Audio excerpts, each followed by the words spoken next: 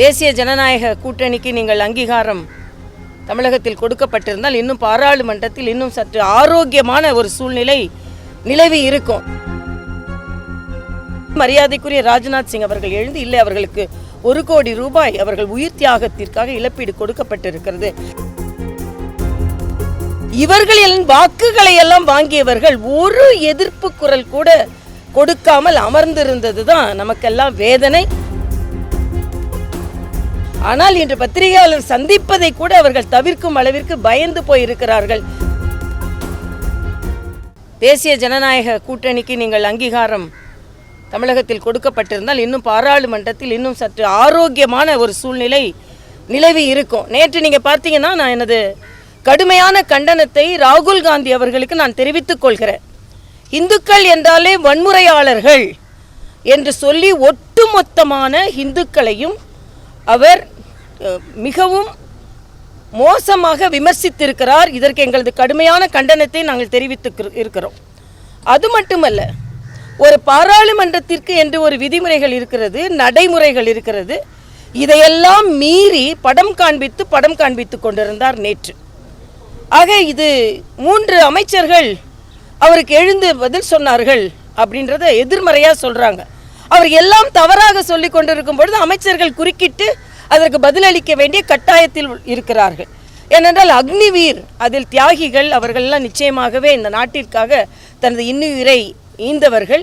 அவர்களுக்கு எந்த இழப்பீடும் கொடுக்கவில்லை என்ற ஒரு தவறான கருத்தை சொன்னார். உடனே மரியாதைக்குரிய ராஜ்நாத் சிங் அவர்கள் எழுந்து இல்லை, அவர்களுக்கு 1 கோடி ரூபாய் அவர்கள் உயிர் தியாகத்திற்காக இழப்பீடு கொடுக்கப்பட்டிருக்கிறது, அதற்கு ஈடு இணை எதுவும் இல்லை, ஆனாலும் கொடுக்கப்பட்டிருக்கிறது என்பதை தெரிவித்தார். அதே போல அங்கே விவசாயிகளுக்கு குறைந்த விலை நிர்ணயம் பயிர்களுக்கு அதையும் தவறான ஒரு கருத்தை சொன்னார். அதற்கும் அமைச்சர் எழுந்து பதிலளிக்க வேண்டி வந்தது. அதே மாதிரி மரியாதைக்குரிய உள்துறை அமைச்சரும் அவர் சொன்ன கருத்துக்கு பதிலளிக்க வேண்டி வந்தது.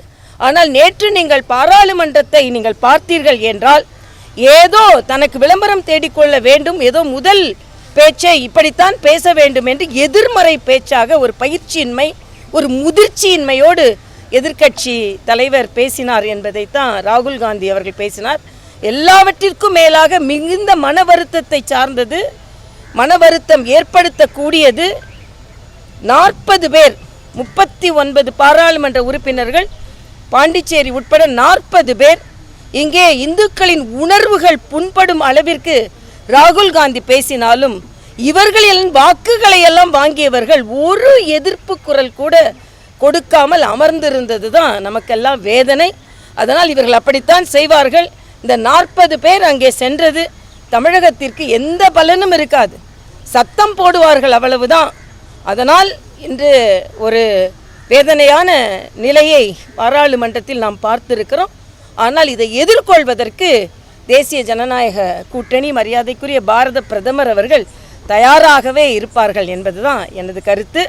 அதே மாதிரி மதுவிலக்கு கொள்கை, இந்த பாராளுமன்ற உறுப்பினர், உங்களது தொகுதியில் வெற்றி பெற்ற பாராளுமன்ற உறுப்பினர் கனிமொழி அவர்கள் ஆட்சிக்கு வருவதற்கு முன்னால் மதுவிலக்கை பற்றி அவ்வளவு பேசினார்கள். ஆனால் இன்று பத்திரிகையாளர் சந்திப்பதை கூட அவர்கள் தவிர்க்கும் அளவிற்கு பயந்து போயிருக்கிறார்கள்.